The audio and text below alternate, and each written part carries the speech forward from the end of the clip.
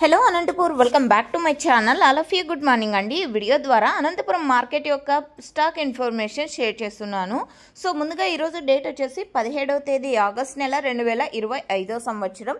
ఇక ఈరోజు Anantapuram tomato market stock తీసుకుంటే కనుక నిన్నటితో పోలిస్తే స్టాక్ అయితే తగ్గిందండి.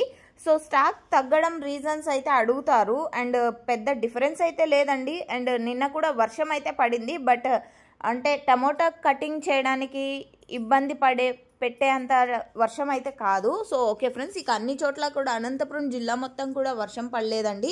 కొన్ని విలేజెస్లో మాత్రమే పడింది అండ్ సత్యసాయి జిల్లా కూడా వర్షం పడింది.